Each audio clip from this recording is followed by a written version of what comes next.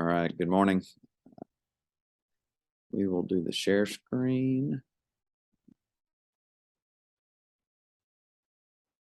PowerPoint, session 3.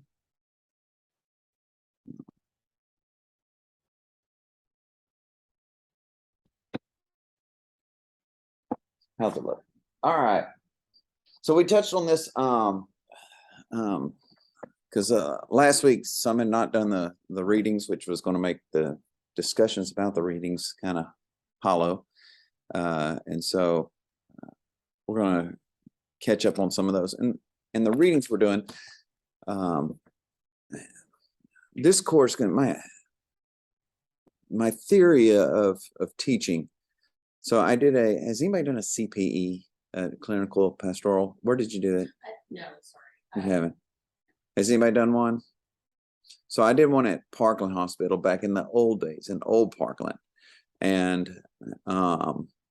something that caught my attention was when I'd be doing rounds, you would see the UT Southwestern students going as a little group down the hall. They'd stop at a hospital room. One of the students would go in and then come back out. And the professor's there with the students. And basically, they're saying, did it work? And I thought, what a great means of learning of you're actually, this is what we're learning in class. Here's your patient. This is what, you're recommending. And we're going back a week later and saying, is what we're teaching you in the classroom actually working? And I thought, man, does seminary do that? Do we say, does this theory work? And so, it's the theory and practice of evangelism. So, we're doing a lot of theory, but how practical is this? And so this is why, the implementation phase of this evangelism experiment, it comes after class, unless the student wants to implement it beforehand. But the full design is to happen here with the prayer that it will be something that you'll actually implement and say, okay, here's all my learnings, what I learned from this. Because any church I've ever seen that grows, any church grows because they are constantly developing ministries that reach and disciple new people. To find a church that's just is running its existing ministries and growing and reaching more and more people, I've never seen that. They either have a system where they have small groups that are continually multiplying, or they're starting new worship services, new worship venues, new worship styles, new support groups. Just they're constantly seeking ways to reach new people and disciple them in new ways. At our when I was at Christ Foundry, we had a 35 student youth group, which was much larger than most of the youth groups around us, even among churches much larger than this. It's because all of the youth pastors I would tell them, I said, I don't need you to be a youth pastor. I need you to be a youth mentor pastor, a pastor to the mentors of the youth. Because we need them to be leading small groups, and you to feed them, you to nurture them, so that they can nurture the youth. Otherwise, our youth group is going to be a small group. In my experience and observation of most youth groups where the youth pastor is directly the minister to the youth, it is a small group. But if you want the multiplication, it has to be, through adding additional and equipping people to reach. And so we were constantly, okay, can we split it up, the middle school boys, high school boys, middle school girls, and just, constantly so building a community around that. So in the same way with evangelism, how can we constantly reach groups? And now that we're in such a diverse society, it's not that, my hope is, we're going to talk about evangelism in Africa, Latin America, among Muslims. Not that I necessarily think, you're going to go back home and, develop a large congregation of Muslims, but to get the mind around, okay, if I'm reaching a new group, what do I need to learn about that group? How do we need to reach that group? How do we contextualize? How do we acculturate that message? And so that is the theory that I am using for teaching. Does that make sense? Thoughts, questions? Okay. And that's why we're studying all these different cultures, is just kind of learn this, because I'll just put these down. If you're going to do evangelism, you got to be able to build relationships, extend pastoral care, lead building consensus among diverse people, navigate basically the politics, the economics, engage with key leaders, operate in a complex environment, and communicate in the culture of the congregation. And sometimes that's in a different language. Sometimes that's just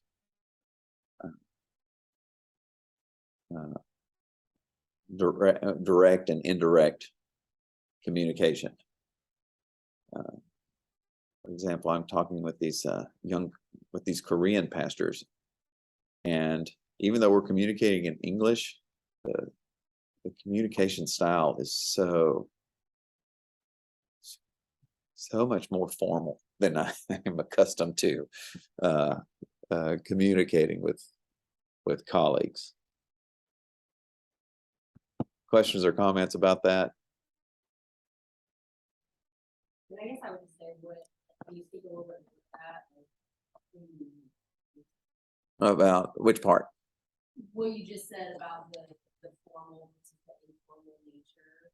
Yeah. I have a little bit of experience with that as well in a professional capacity, and so it's interesting to hear that it's on the pastoral side as well. Oh, very much. And you'll see that even among white churches, that you'll go into a church and it's a much more formal. And I'm not talking about their style of worship. I mean, those churches where they're not going to call you Courtney. It's going to be Reverend or Pastor. I mean, it's much more, much more formal. When you visit, you sit in the formal room of the house. There's formalities that are important.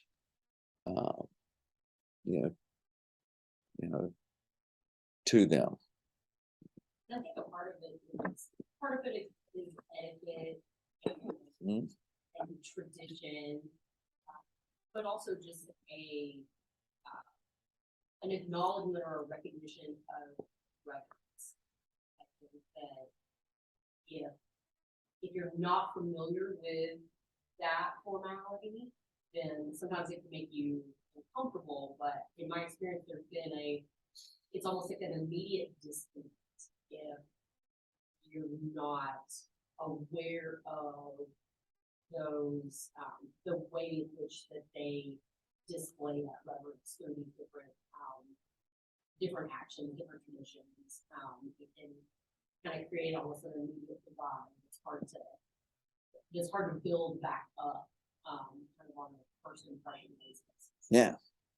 And so and the way I see people come in, they're like, well, they just deny it, and they're like, I'm just going to be me. And I'm like, yes, you need to be you, but you need to be you in their culture. It's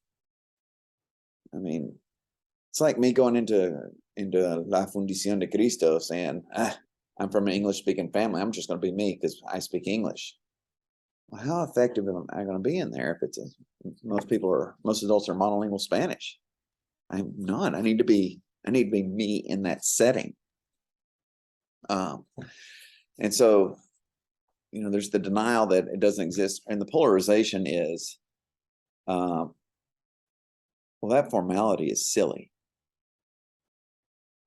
and those of us who are kind of from more informal and are more comfortable in informal settings, all that formality can feel silly.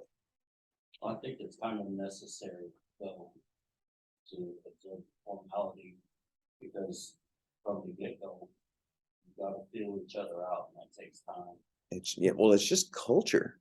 Like if it's from a more formal culture, to be effective, you got to get to the set of you can adapt to different cultures and to be able to work in those different cultures. I know some of you studied family systems. You got to be aware of that family system, what's going on in that family system, to be able to navigate in that world. And the same thing with various cultures.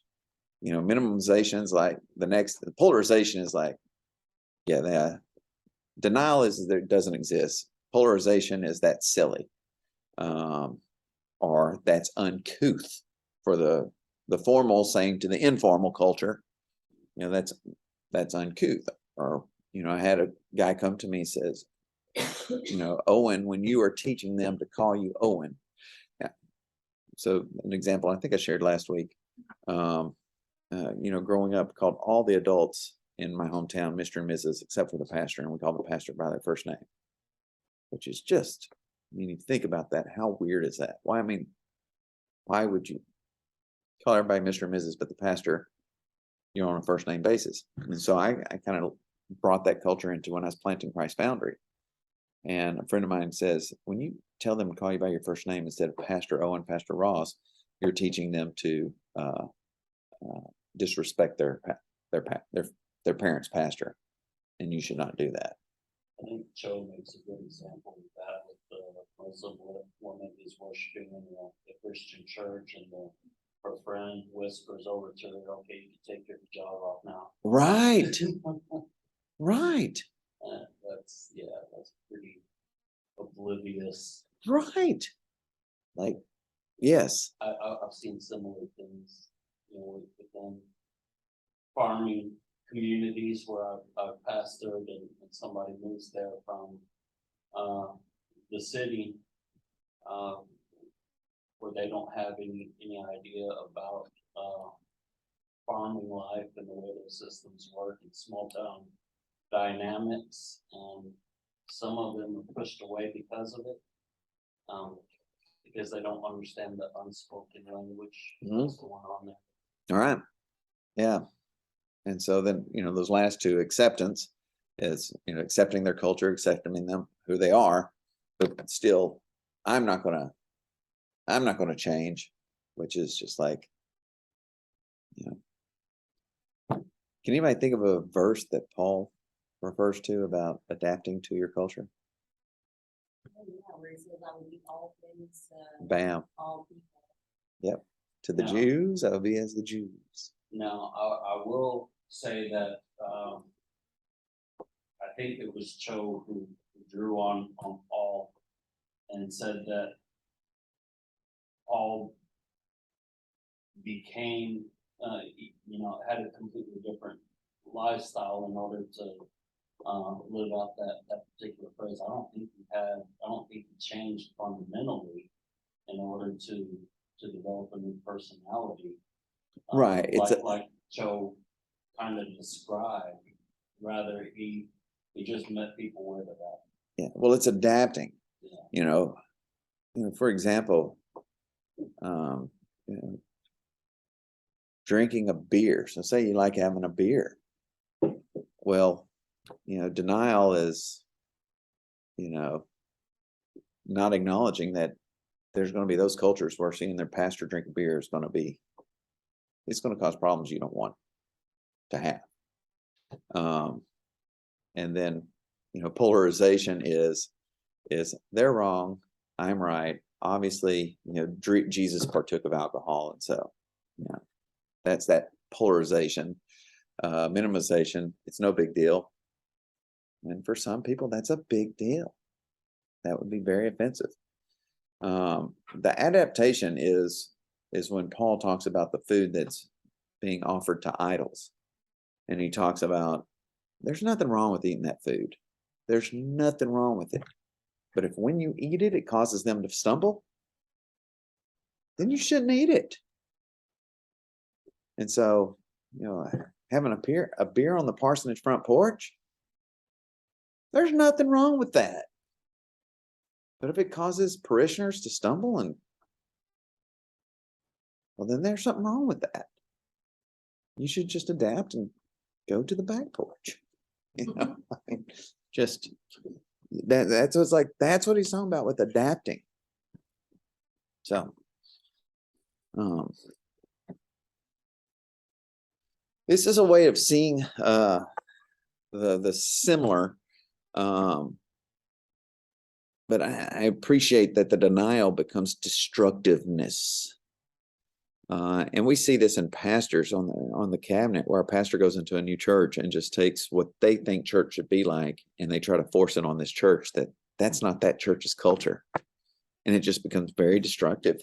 They feel very offended. The pastor becomes very ineffective.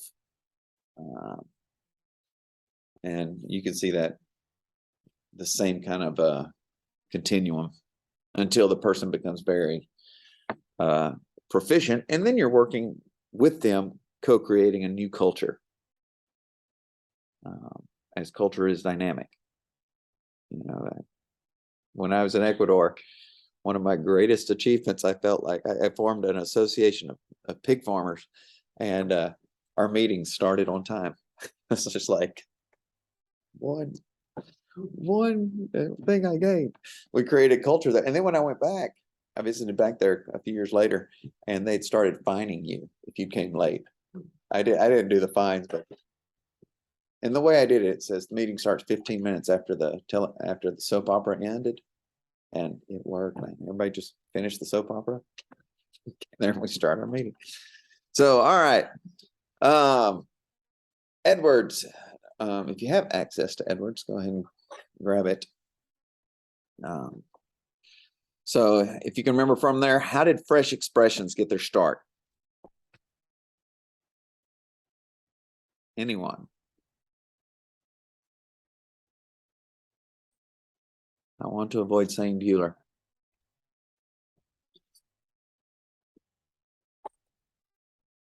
Yeah, go ahead and pull up the Edwards book, pull up the Mugambi chapter, the Young chapter, and then the chapter 2 from No Longer Strangers. We're going to go through those three real quick here. So Edwards, Mugambi. Mugambi's a chapter in the Chilcote book, which is a fresh look at evangelism in Africa. And then the Asian perspective, Young, and then evangelizing the hurt and trauma. So, all right, fresh expressions. How did they get started?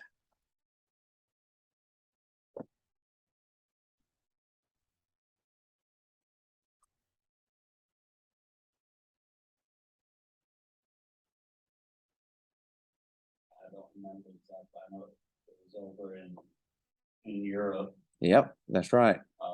Exactly. Why would I'm trying to think of the archbishop's name. Yeah, well, then you're going to know something I don't. But in general, they got started in England. Yeah. And why? What was happening? Well, because they were seeing a mass exodus from church. Mass exodus. People weren't going. And so what is fresh expressions? Like, what does it mean? Just finding new ways to do church in people's contexts. Yeah. And when people aren't coming to church, the church has to go. People. Go to the people. And so that's what they were trying to do. I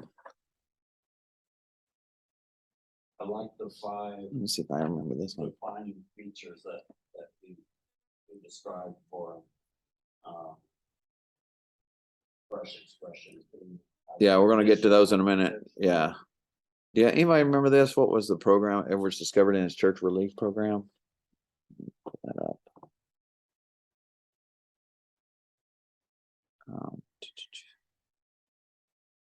I remember that caught my attention that I wanted to.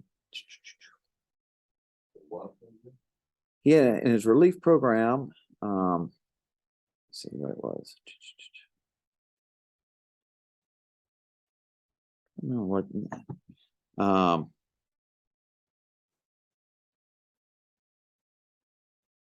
It's on page 22. Oh, they built relief, but they never built community. They built relief, but they never built community.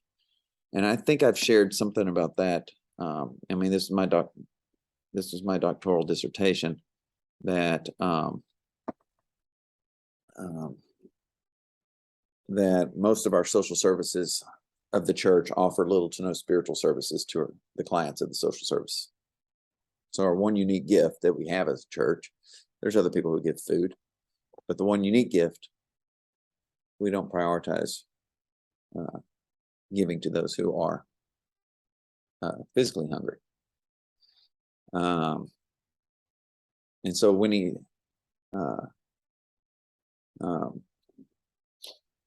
so what changed at Edwards Church?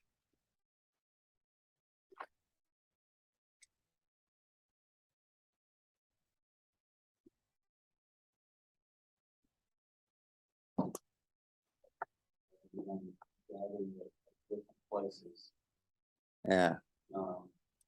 whether it's homeless shelters or clubs or coffee shops. This is within the community that people were to try to bridge the perceived divide between the church and the community. And I think what they were doing is not, they were trying to create a safe place for those who were unsure to ask the questions that they had without feeling like everybody's staring at them and thinking, you know, they're the odd man out. Right. It's a safe place for that dialogue. All right. And if you think it in cultural terms, he doesn't address this in cultural terms, but if you think of it in cultural terms, you're asking me to come into a very different culture than I'm used to receive the word. And some people are really comfortable outside their home culture, but most people are not. Well, I think it's hysterical that we think this is a new idea, because this is just what John West did, right? Like, It's the exactly working what I said. classes have time to go to church. Okay, we'll go to the working class and preach there. And like, now we're at this point where we're like, you're not coming to church, and we're gonna judge you for that because you have 3 jobs and whatever. It's like, this isn't what Wesley did. Like, we know. It's also not what Jesus did. It's also I mean, not what Jesus did. so Wesley wasn't the first to come up with it either. So,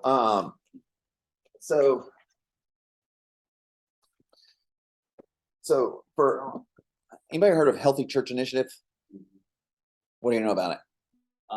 It was a way to kind of bring about more spiritual formation within the youth of faith that already existed. Not But it was So Healthy Church Initiative, what it was is, so it started in the Missouri Annual Conference, and Bob Farr and Kay Catan. And so what they did is they would go in, and the name of their book was Renovate or Die. And basically they would say, here's your life cycle of church. You know, it follows, you know, you have birth, and then it starts growing, and then at some point it hits its peak. When do you know when when your church was at its largest? The church you're at? The church I'm currently at, I haven't been there Long enough to know. Yeah. You know, for many of our churches, you know, they were in the 60s, 70s, you know, 50s, some in the 80s. You know, they could say we were there, But ever since then, you could see it rarely looks like this. It usually looks like, pastoral change, crisis in the church, whatever. But you can really definitely see that trajectory until ultimately death. And we close churches every year.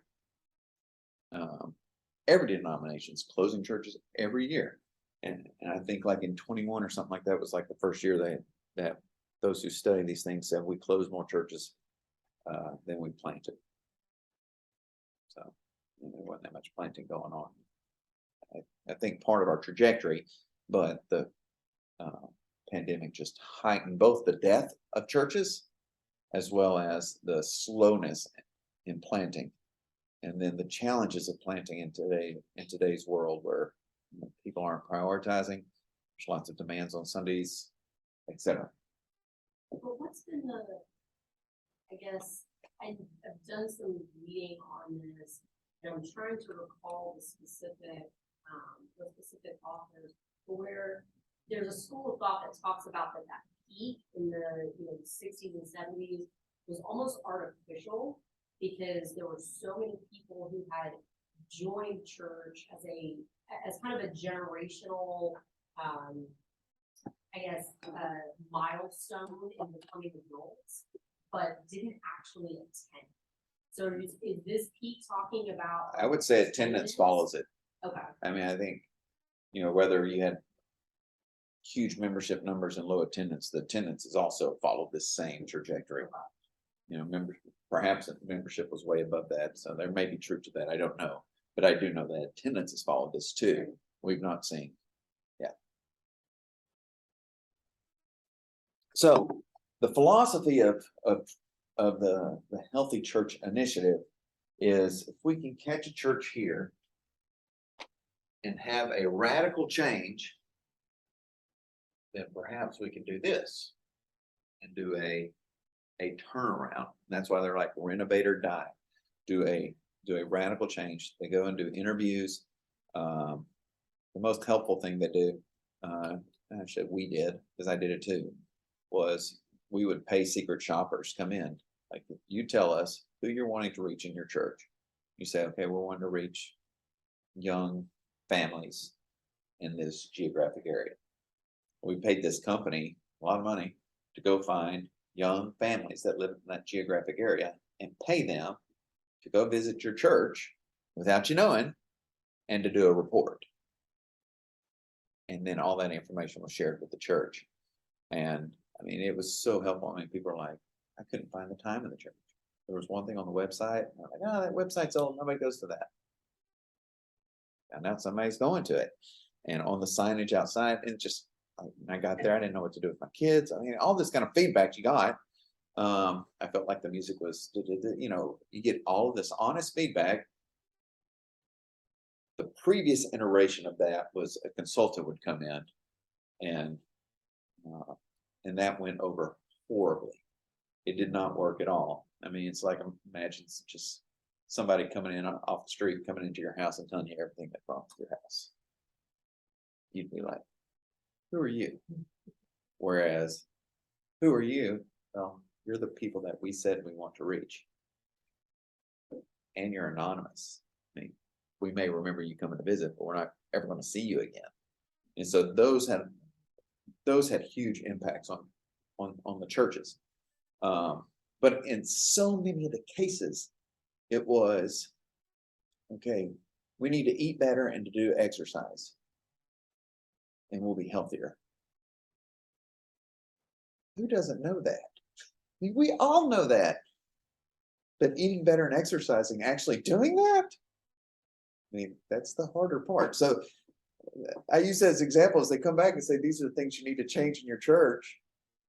Well, the ability to make those changes and make those changes stick is very hard for churches, because most congregants like their church the way it is, and it's why they're there. If they wanted something different, they go to a different church. So why meddle with what I really like and what I'm comfortable with?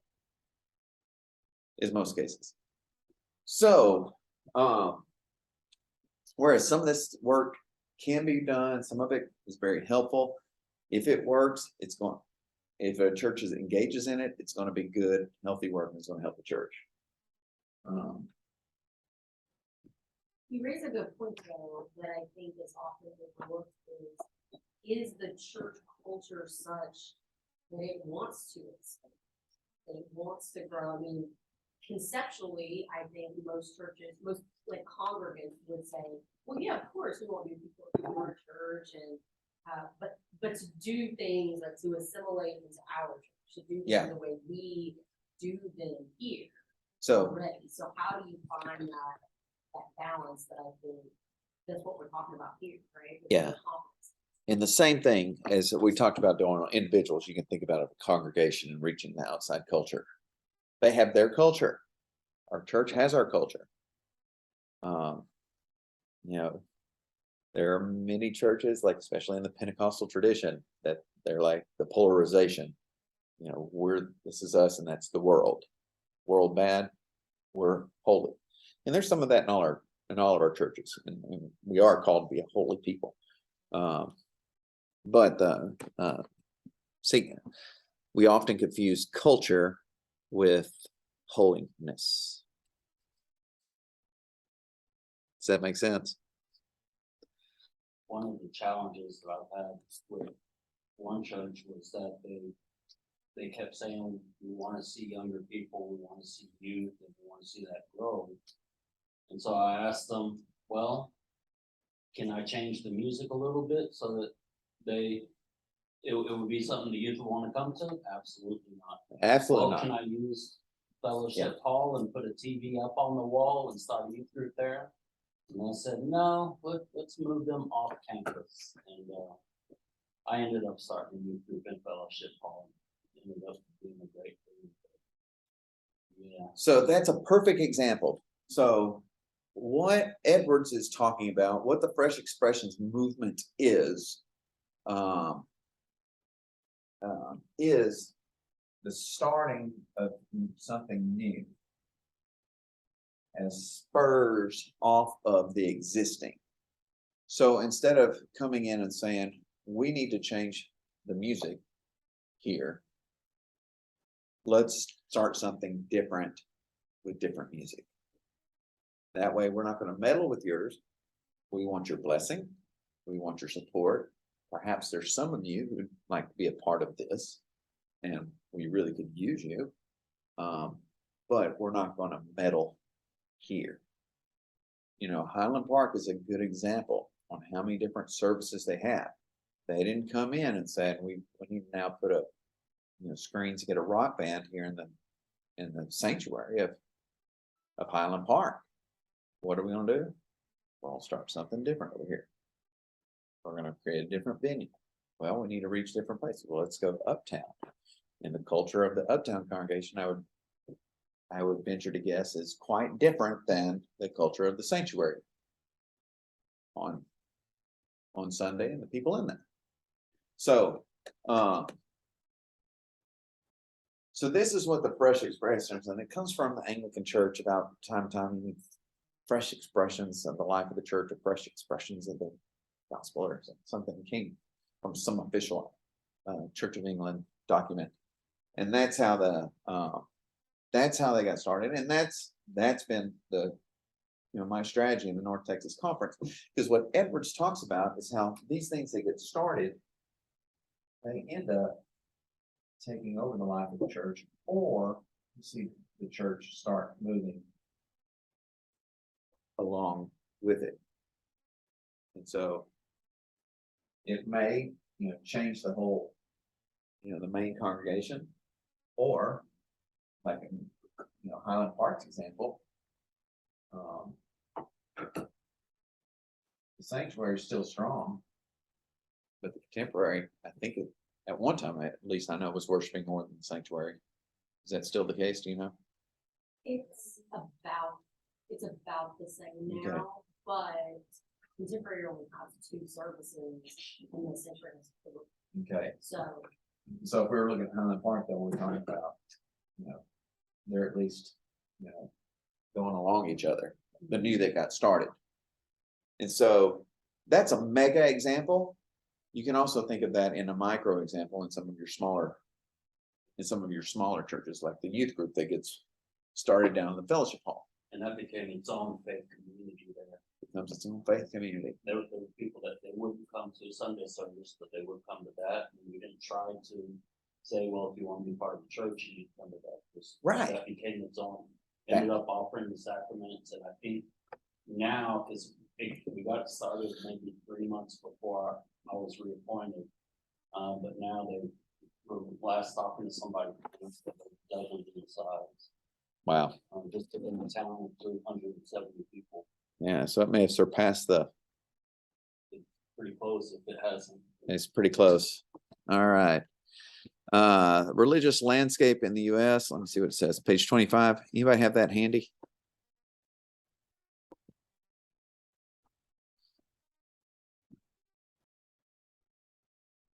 Here's what he says about the religious landscape. Every year, between 660 and 700,000 Americans leave formal religion.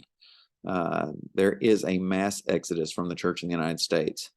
But interesting enough, not away from spirituality. The number of Americans claiming to have mystical encounters with God has actually increased from 22 to 48%. The United States doesn't have a faith problem. It has a church problem. Thoughts?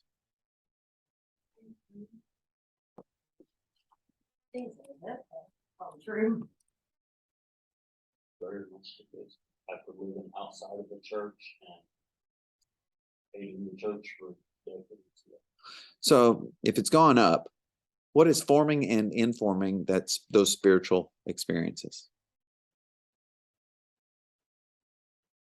He doesn't address that. And I don't pretend to know the answer.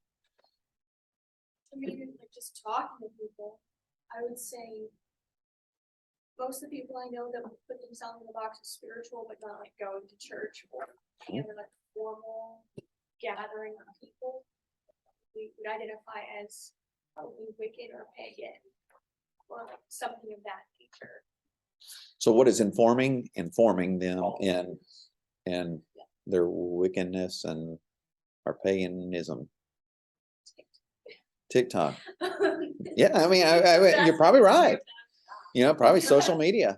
Yeah, like just other people books that claim some kind of authority to it, or their local like shop that sells crystals. A lot of times, like the people who don't care know things, and it'll be like, yeah, let's do a problem.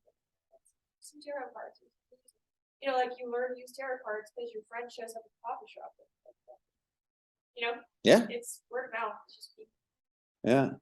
So and I don't like using evangelizing for that, because evangelizing is specifically good news, and specifically the good news of Christ. Right. And so I would say, but they're definitely, being effective at reaching, and they're definitely multiplying. Yep. And it's because you get to choose your own rules. Mm-hmm. In some ways, it's because I think Definitely get to form your own God. there's a huge dislike and mistrust of the institution. And so when there's zero institution, when it's not institutionalized at all, Yep. like it becomes very attractive. Yeah. That's a good And I insight. think that's this struggle with the church, right? Is that, because as you said, we're bringing specific news, not regular news, good news, the gospel of Jesus Christ. And we are claiming that we have a belief in one God, that this is the truth and the picture of life. At the same time, recognizing that we are in a culture now where people don't like the rules. It is a challenge, I think, for the church to adapt, but not so much that the church becomes like the world. Yes. Like we've got to find that balance, that tension, and it seems like it's becoming harder. Yeah. especially in the world, like you said, with social media. I don't think that Uptown has done a great job with this, but I don't think other churches, at least in my experience, have harnessed the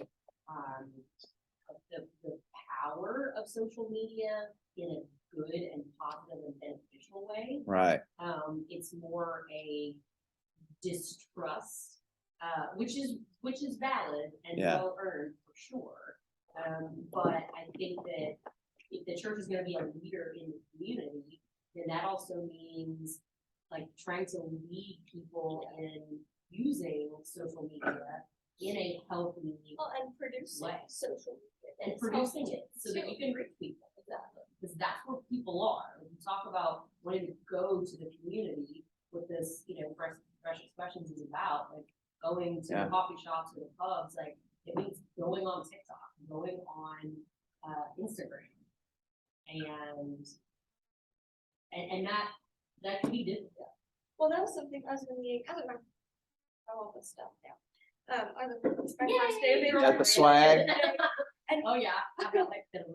one of them was, Jake was saying that there were some young people in the church where they wouldn't respond to text messages, but they would respond immediately if he's shot them a message on Instagram. It's like, why? I don't know, but if you're not on Instagram, you're not gonna be able to respond. And you got to adapt. And I think there's two big fields where that needs to be addressed, and I'm sure there are more. There's one field where you have people who've never had a relationship with the church or organized religion, and so they're responding, especially in ways like Wiccan and other spiritual but not religious categories. But then you have another field where I was, which was growing up in church. I didn't really get deep into it, but then by the age of 12, being pushed out of the church, Mm-hmm. and so I wasn't left in an ambiguous space. I made a choice that, well, if I had an understanding that that's how the church felt, and that's probably how God felt. So I focused my attention and turned towards the occult, which is a field where it's in direct opposition to the church. Yeah. And there has to be two very different approaches to reaching those fields. And we're going to get into when we get into Mugambi, because Africa's done a lot of work on this acculturation, about how do we adapt to the culture but not become the culture that you were talking about. Being in the world but not of the world, as the good book says.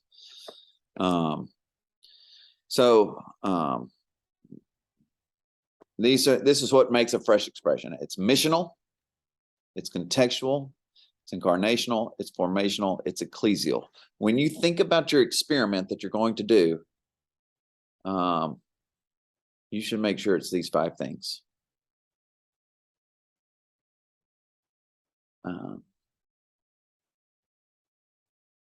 And Edwards fleshes those out pretty well. And here's his kind of the whole process of being listening.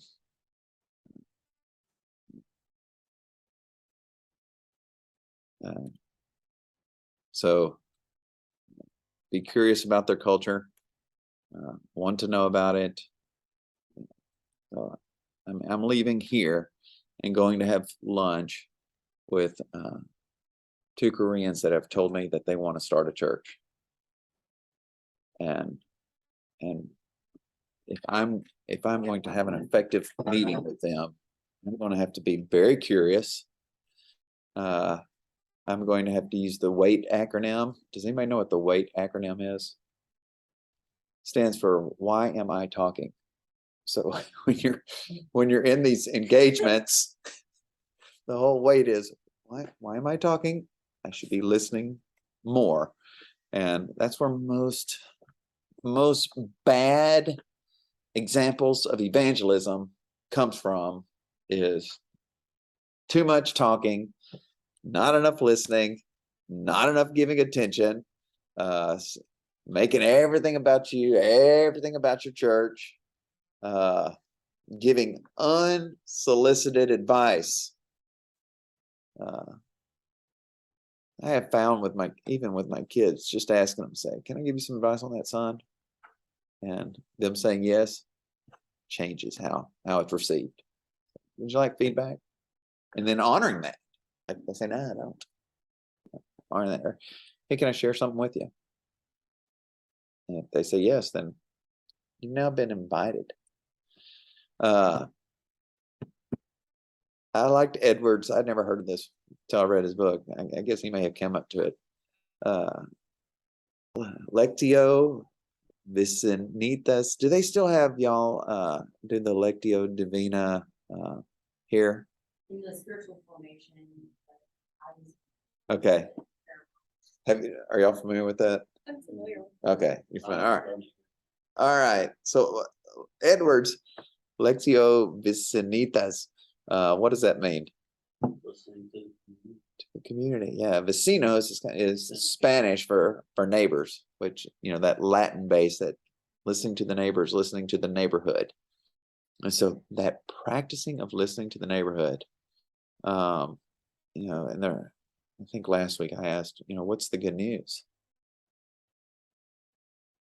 What is the good news they need to hear? You know, our gospel is so expansive.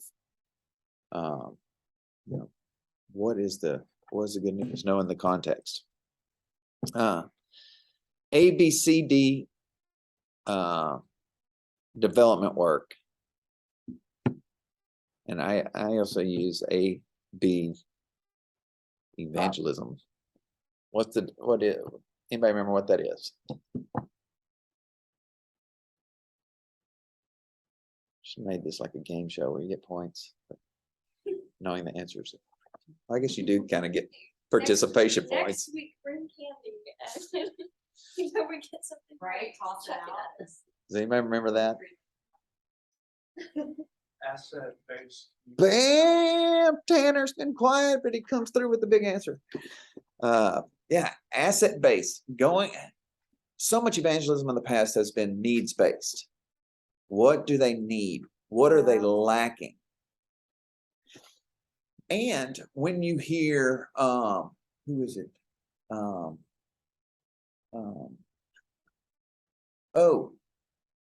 The Wogemans whole approach to evangelism, and I'm giving you all these for examples, not necessarily how you need to do it, because I think it's all contextual, but his oecumenical doxological, and now I feel like I really am teaching master's level seminary.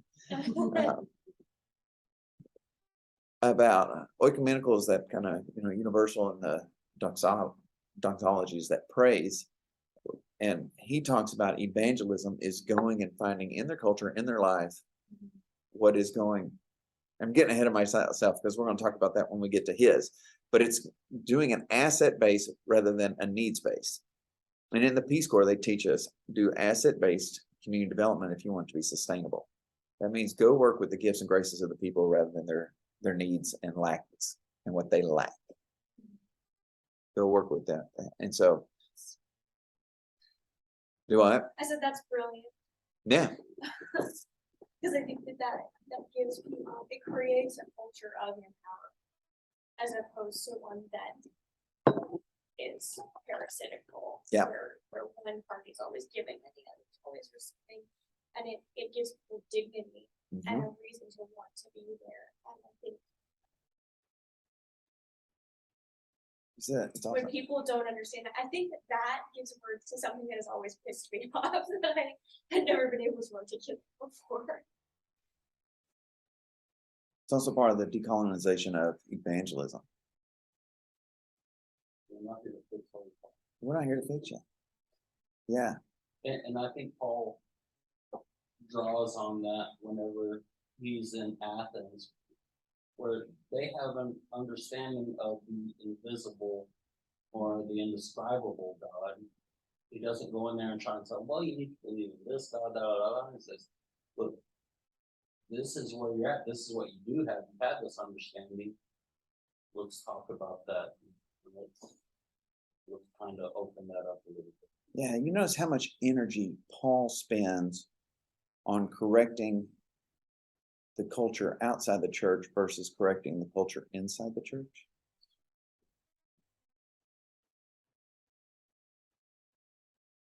It's really, I mean, it doesn't spend a lot of energy on, on that. And then Jesus too. I mean, he talks about his community and his religious leaders of his own. I mean, it's really insider. And I think that's, we come together and we make a commitment, we want to be better, and we believe that this church, this community can make me better, through the grace that is found here. And so it's more, I'm gonna look at your assets. I can see you people about that you are religious people. Like, I mean, I think, there are many of our sisters and brothers that would have showed up there and said, tear down these idols. These are, you're all wrong. I think Paul was probably more effective than those guys. So,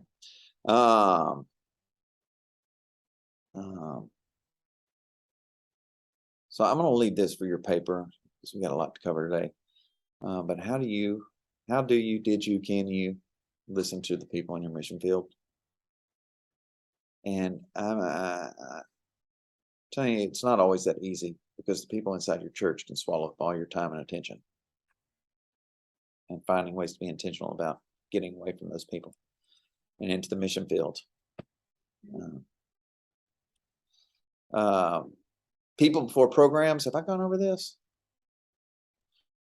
So I was very involved in community organizing.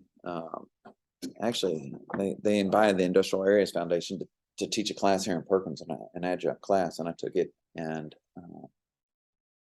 then I got really into community organizing, and I was trained in church planting by a Catholic nun because I went to all sorts of people and I said, will you teach me? I mean, I came out of seminary feeling like I know how to talk about poor people. I don't know how to talk with them. And so I needed, tell me what to do. I don't know I've never pastored a church. I've never been a part of a Latino church. I've definitely never planted. So how do I do this? And this Catholic nun told me, you come to me every other Thursday. I'll teach you how to organize. All right. So I went to her office every other Thursday, and I'd have to bring her report. And she was just fantastic. Pearl Caesar was her name. And they were always, their mantra was people before programs. I go in and I said, I had a meeting with the church planter yesterday, and I talked about people before program with her, and she's like, Owen, I've canceled. No, it was he, Andy Nelms. If any of you know him, he says, we were about to launch this program, and we got to think about your people before program, and said, we realized it was just going to be us doing this program, and that we didn't organize the people and develop the leadership first so that the people could do the program. And when I moved to that shift from Christ Foundry, from where I was putting on all the programs to where they were, that's when multiplication and exponential growth took place. So, community organizing 101, we'll come back to this later, but you do 101s, house meeting, big groups, leadership development. That's the process. The whole get permission from the king. I took evangelism and church planting in Africa, in Zimbabwe, and the professor there said, when you're going to plant a church, first go get permission from the king. The king may never come to your church. King may not do anything to help you, but the king can definitely hurt you. So go get permission from the king. Coming and doing church planting in the United States, I realized that we too have kings. They're just not always as easy to identify because they don't have like the special chairs and special hats here. But there are those people in these communities and in these mission fields that they may not help you. They may never be a part of your church. They could sure hurt you, or they can actually help you a lot. So at Christ Foundry, the king was the parent liaison at the local elementary school. She'd been there forever. She knew everyone. And if she gave me the nod, then all of a sudden parents would trust me with their kids. She was, and she probably came to and I went to her house. I spent lots of time with her, and she probably came to my church in the 15 years I was there, maybe 7 times in the whole. So how do you find the king? As you're doing one-on-ones, ask people, who do I need to talk to? Every time you do a one-on-one, end your one-on-ones, who else do I need to be talking to? And they'll say, you need to be talking to Josh. Can you introduce me to Josh? Or can I say you recommended him? You know, so that way, when you go to Josh, it's not a full cold call. You can say, I was talking to George, and George says, I need to talk to you. I'm church plant. I'm trying to get to know the community. And they say, people are saying, I need to talk to you. If you start hearing these same names over and over again, there's your king. Especially true in small towns, there's Yes. 1 or 2 pillars. That, Yep. Yeah. Sometimes they own half the town. Yep. Even if they don't own it, they influence every family there. Yep.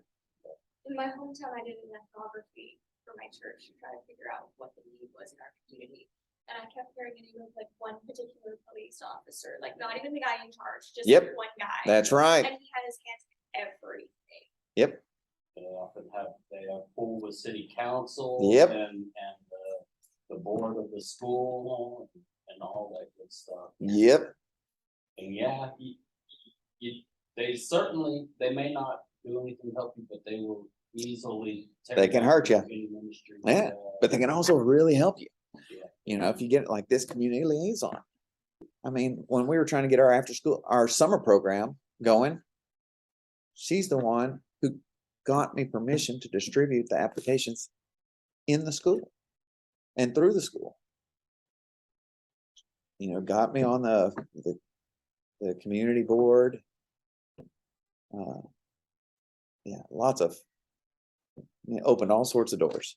In Iredell, starting that youth program, the guy was the bus driver for the school. They had just one bus. Yeah. He called the game on football games. He was up there in the announcer's box calling the game. He was the fire chief. Yep. He was also the assistant mayor. Yep. And I actually, he was a member of my church as well. So I was actually able to get him to be the leader in the youth group. And all the kids loved him. All the kids knew him. Yep. And so we had a great turnout, and all the parents trusted him. Yeah. And we were doing a church plant, and the church was doing a youth program for youth on Thursdays in Princeton. Mayor didn't come to the church, but he'd come to that youth thing and do those kids outreach. And it was just huge. It opened all sorts of doors because he was a chief in the town.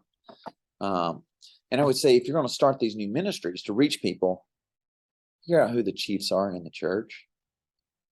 Like, they're not always the board chairs, but those are usually chiefs.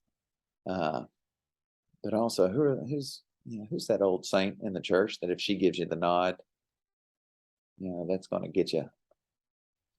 Well, Claire's on board. No, who's going to go against Claire? Figure out those are. All right, Mugambi.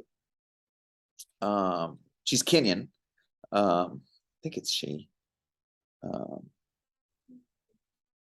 Yeah, I don't remember first name, but I think it's a she. Maybe is it a he? Jesse.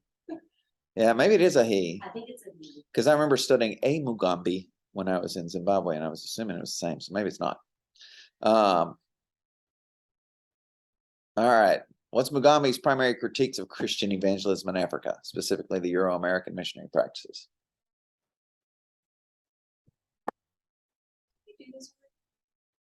We started it, and then I discovered no one read except for I think you, and so we skipped it. But yes, we did start there. One of them was that evangelism was kind of turned into Christian tourism. Uh-huh. For people, which I feel like I've witnessed. Yeah.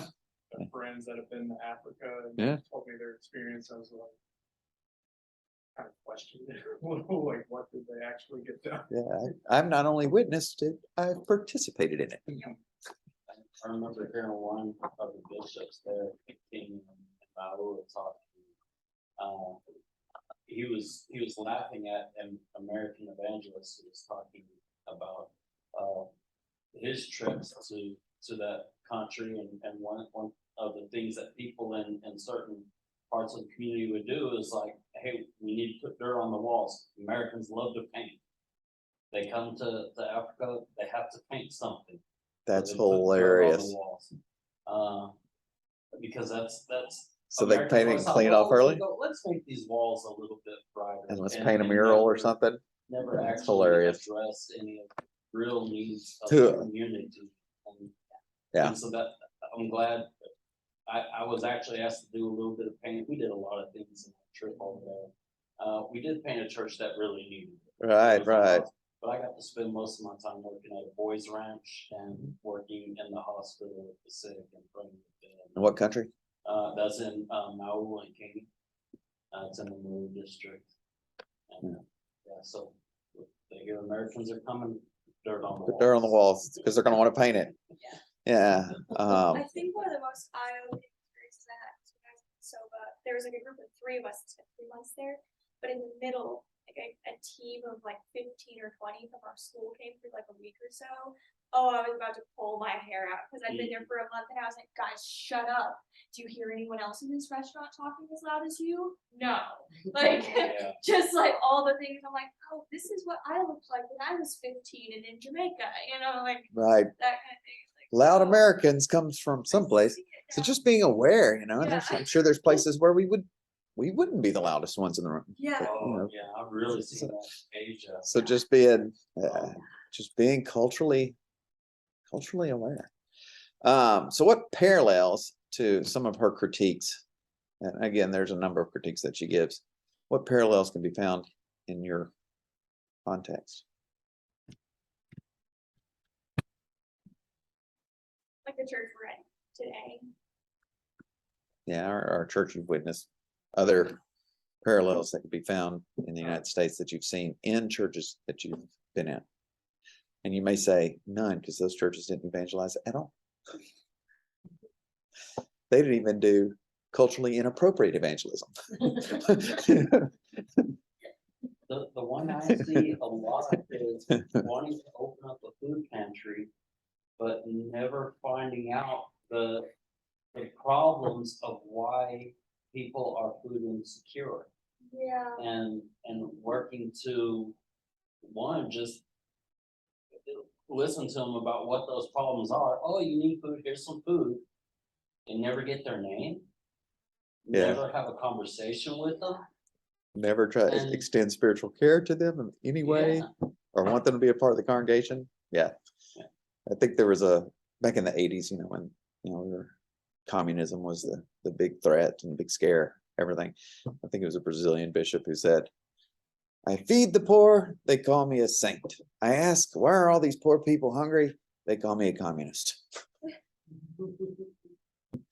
So, Fair enough. yeah. But I do think, and people confuse like doing evangelism, doing a food pantry, doing a garden, doing a reading program, I mean, doing anything, a backpack giveaway. You know, I'm working with a church. They have a huge senior breakfast every year. Huge senior breakfast. But yet they don't do anything for those kids the rest of the year, or anything to be specifically try to reach out to those families. And they don't have anybody in there. I have worked with them. They're going dark for a year. Hopefully we can relaunch on the other side of this. And I was just gonna say, it's like, when helping. Yeah, exact thing. That book on how to alleviate poverty without privilege the poor. Mhm. And these ideas, and it looks at a number of different things in different contexts, but one of them is volunteerism, evangelism to an extent in these, like African countries, which come in with the good intent to set up these systems, but people don't know how to run these systems, they don't know how to manage them. You're just sort of planting something very westernized and American into this culture, and then saying, all right, my 10 days of, my mission trip or volunteer trip or whatever is over, and so you leave, and then they can't sustain these things. Yeah. And so it's something similar to that I think that we're talking about here as well. The choke box expense. Go on, I'll come right back to you. Go ahead. Oh, I was just saying, it's something that I remember from my hometown, it wasn't actually something the church was doing, it's something that the school had to do. Was, like, you can't have religion in schools, right? Mhm. But I interviewed some of the school counselors and stuff about like some needs that they had, and they're like, I have students who their parents won't let them come talk to me because I'm not a spiritual person, I'm not a pastor, I'm not the youth group leader, I'm not whatever, and those kids aren't allowed to like come get help from me because of that. It's like, well, then maybe there needs to be a spiritual person at the school, even if it's just very like the youth director comes once a week and hangs out in the cafeteria, and if you guys need to go talk in another room, you can go talk in another room, kind of a deal. Like there needs to be something that's helping those kids. So that's kind of like a secular version of that, I guess. Well, I would say, so in that kind of thing, I always use the faithful, appropriate, and effective. So in that, what's the faithful, appropriate, and effective means of evangelizing in the school? Well, let's focus on the appropriate. Appropriate is requiring everybody in that public school to attend your worship service before school starts every day. Not appropriate.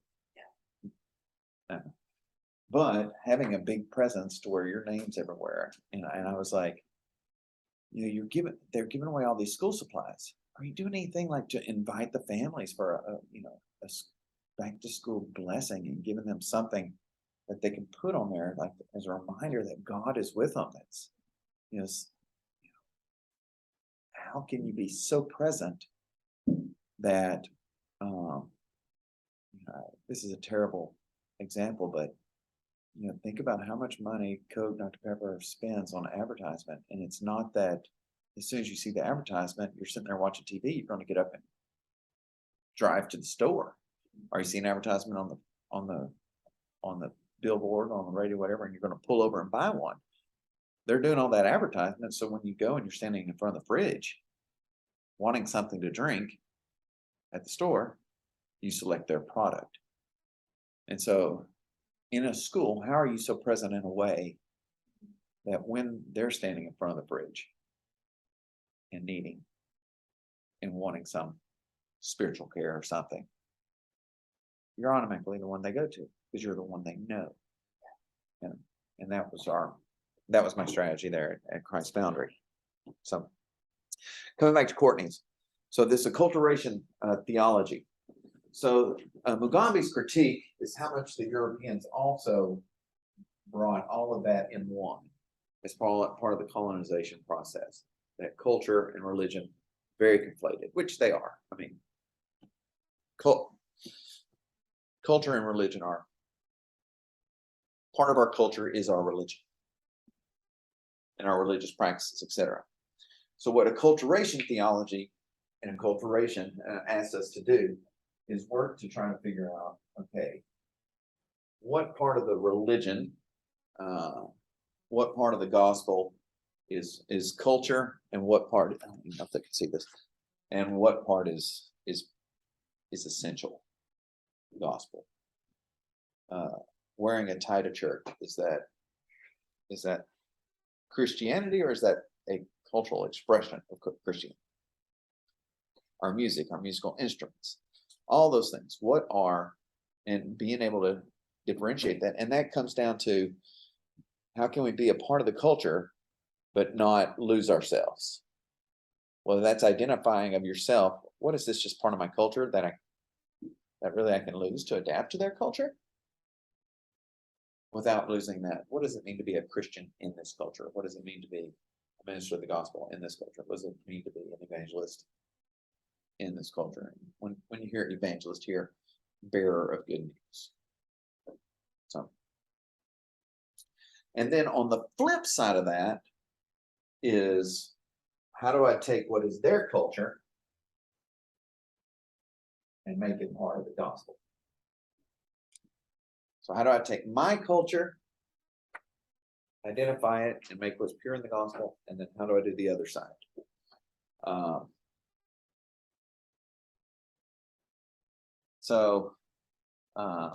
Did I share the example of the piano last week? Mhm. I did. Okay. The rite of passage. I think I already did all this of these three.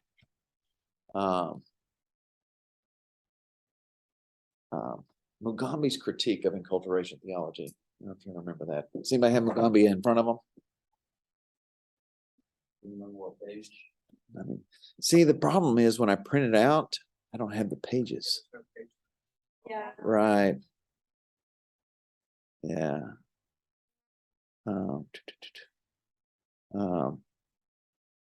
So yeah.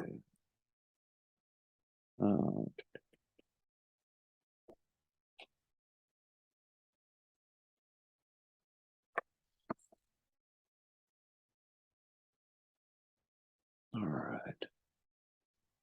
Remember, it must have struck me when I read it because it made me like think, huh, that'd be a good conversation topic.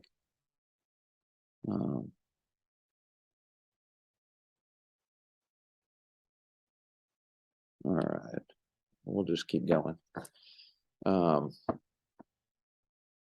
already talked enough about Christ Foundry. No method is appropriate for all situations. We'll talk about proselytism in another session, but remember her take on that. On Mugambi's challenges and critiques, where did you see yourself? And so,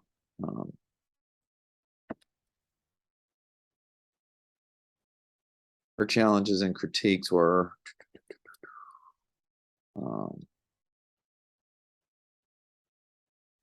prosperity for a pauperized continent. That was probably the most important. Say more. When I was in Kenya, there isn't any, or isn't much of an effort to address some systemic problems there. Yeah. There's an idea that is spoken about a lot is once you have the gospel, you don't need anything else. So there's not any reason to address anything else. Just give me Jesus. And one of the things that we saw along the highway is you have a little table and a little setup for people selling mangoes, just mango after bananas, and they throw away like 3/4 of it because it goes bad sitting out there. And nobody ever buys it. And so one of the things that we planned on doing in our next trip before COVID hit was organizing people who are familiar with trade laws, who are familiar with working with NGOs and U.S. military, and those who are successful at exporting businesses, and going down there for a few months and teaching and helping them establish ways where these local subsistence farmers can end up working together to export their mangoes to the many military bases that are out there, and work with Kenyan law and all that trade stuff, and helping them find ways to where they're actually using and exporting those mangoes, and providing jobs for one another in the communities. Yeah. To do that. And I found fascinating because when I first saw the subtitle about prosperity, I thought she was going to go straight to prosperity gospel. But she really approaches the whole thing from a macro kind of economic rather than in that. Yeah, I think something that disturbed me that she said was the fact that the more Christian it becomes, the worse off people. the poorer they And become. I was like, Yes. what? Yeah. That's ridiculous, but it's true, because we have that. Well, like, that's what the data shows. yeah, and I think it's true of just the mindset that I was told growing up of Christianity was to just give and give and give. And if you create a group of people who doesn't know how to create, that's not image of God, like, and we need to share wealth, and part of that wealth is knowing how to create. Yeah. Yeah, I worked with the dentist down in Honduras, and he didn't want to work anywhere close to another dentist. He says, because there's too many of these missionaries come down, they put local dentists out of business. Yeah, with a free clinic. Think about that. Yeah. I mean, anyway, other critiques that kind of you could see yourself in.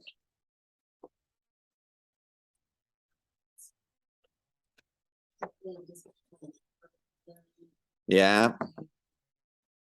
Condescension, I think that so often, especially Westernized culture going into African cultures, can create sort of this inherent, like, well, we know better, and we're here to help you, and that help isn't always born of the heart of a servant of God's people, but rather of we know best, and we're here to fix you or to solve all your problems and make you like us. And I think that there's even though obviously people would never articulate it that way, and I don't think that's the intention at all for 98% of people who, engage in these kinds of activities. Right. But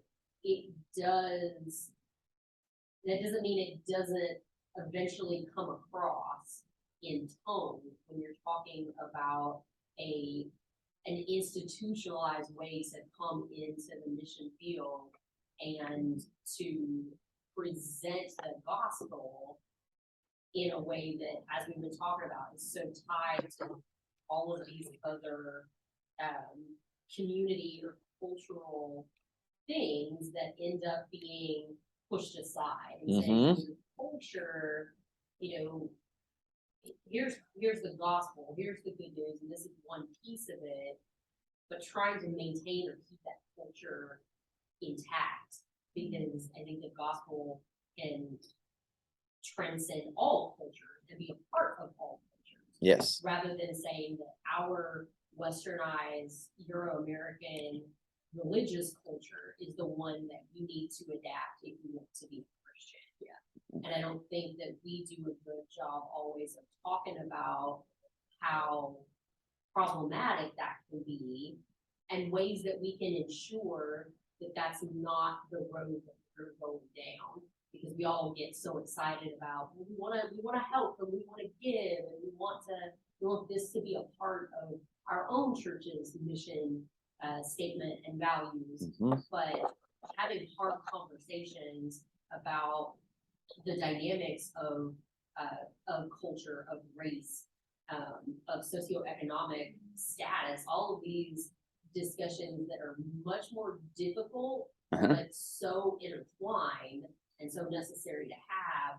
I don't think we do that as pastors, at least. I don't feel like we do a good job of that with our churches, with the people that we're sending and that we're going to serve in these places, to sit down, because we're their leaders, and to sit down with them and talk about in very specific terms, what we're about to do is a really good thing, but here's why it's good, and here are the boundaries that we should be aware of in terms of how we are presenting the gospel. And the superimposition. Yeah. Absolutely. And the expectation that if we are effective at evangelizing, if we're effective at being in church, it means bringing people into our church and adapting to our culture, to our church culture, to our congregational culture. And it takes away the adaptation out of it. And as more and more the culture leaves the church, the less we're able to relate and connect, whereas church was such a part of the culture for so many years that we're just not finding that quickly because we need to progress. I think we saw a really good example of that with America and Afghanistan. We were there for so long, tried to establish our American values there, Yeah. American system of government, and within a day of, even before we were completely gone, it had already collapsed. So I'm on this email list of all these. They're very smart, right-wing people that they write for the what's it, the Review, I don't remember what it is, National Review, and anyway, but I saw when they pop up a cultural training for officers serving overseas, and it's that same thing. How do we train our officers when they go into another culture to work in the other cultures? It was just fascinating, like the military's thinking in these terms and not just in brute force, which I think which can also be seen in the same way with the church. How in colonial evangelism, we're just going to evangelize through brute force. We're running the educational programs, we're running this, and it's we're just so. Well, and even something that's interesting is how much of it, like other places in the world, try to be like America because America has such a long history of selling culture to other groups. So like you go to any church anywhere else, even if like Americans haven't been like a huge part of it, and they're singing Hillsong songs just in their own language. Even though And it's that's like, Australian, but anyway, well, yeah, I followed but like Western kind of stuff. Yeah, you're right. But these songs Yeah, are exactly. super familiar with Western Christianity, and you're like, why? I'm not saying it's bad. It's not horrible, but it's just like, why are there no songs that Kosovars have written in Albanian that follow an Albanian kind of theme and sound and Yeah. whatever? Because they have a rich musical culture. Absolutely. Yeah. Yeah. And that's- everything, and some of it seeps in, like where like there's some African songs that now Mhm. we're Yeah. marching in the light of God. It's became for a while, but it's not as Yeah, Yeah. and I think that there needs to be some encouragement Yeah. of take this and make it your own. Don't So what does Mugambi recommend? And I'm going to share why I don't like his phrase. What kind of evangelism? What's the term?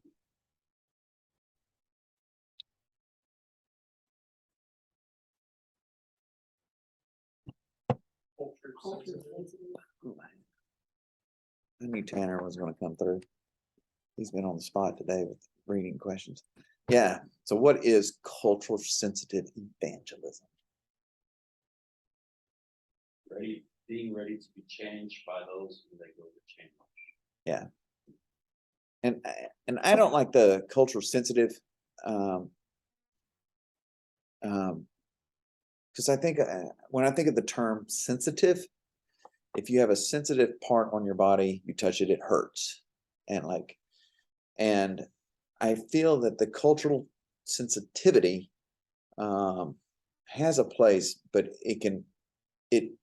I've seen it too often become cultural paralyzation, to where I will not even engage because I am afraid of imposing. I'm afraid of being culturally inept. And I'd rather Mugambi use a word more like a culturally aware, culturally adaptive, something besides that sensitivity. And a good example is yesterday I was meeting with the church, and they were invited to do a partnership, a white pastor. They were invited to do a partnership in South Dallas. And this pastor met with the leadership, and the leadership's very culturally sensitive. Very culturally sensitive. And they're like, well, I don't feel like we should go to South Dallas. Who are we to go to South Dallas? How are we doing this? And I finally came back. I was like, how presumptuous of you to make the decision when it's a South Dallas organization inviting you. Like, who are you to say they don't know what they're talking about? I mean, how much, Condescending. how condescending, how much, but I think it comes from that hypersensitivity of anti-colonialism, which I appreciate that. But I think there's, if you say like, well, what does adaptation looks like? And this is what I was telling this pastor, adaptation means submitting to them. Like being a white church, submitting to that, to the Black leadership in South Dallas. And, if you start being criticized for invading, colonializing, for gentrifying, whatever, it's not your job to defend yourself. It's It's- their job. It's their job. You're just submitting to their leadership. And so that's the reason I would say we got to get better equipped at reaching out. So is it just the danger of what people typically do, one swing of the pendulum all the way to the other side instead of That's my finding opinion. that middle? Yeah, that's my opinion, my perspective. And it also comes from, 15 years of experience of pastoring a Latino church. And I couldn't find a coach because they say, I don't know anything about, the Latino culture and all that. Whereas they could have coached me, because there's some things about church planting that haven't changed since the book of Acts. Yeah. I mean, it's just the same everywhere. And like this nun, do one-on-ones, do house meetings, ask the people, listen to the people, that you would do in a white suburb, that you do in a Latino neighborhood. Well, and I think it's hysterical that people become culture sensitive instead of culturally aware. Culturally You know, aware, like you're- culturally I think- adaptive. I There's a think lot of, being culturally sensitive is like the first step. It's like, oh, I better not be colonial. And then, okay, if I don't want to be colonial, how do I then become adaptive?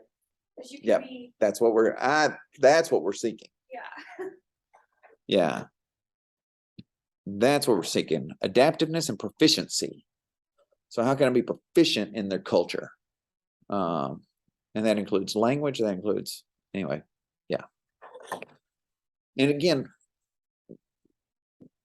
I'm using these extreme cultures from ours down to Africa as a means of teaching when you're going to your mission field,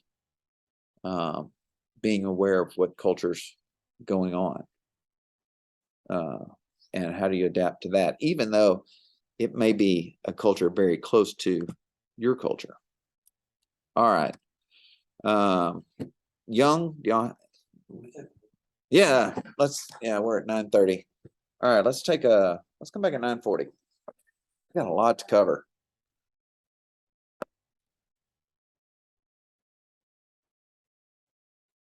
And let me see if I can pause my recording too. Hope it's still like sharing. All right, I hope it's been catching all this and doing all these PowerPoints. I'm gonna stop it and make a second recording in the second half of class, so it's not as long. All right.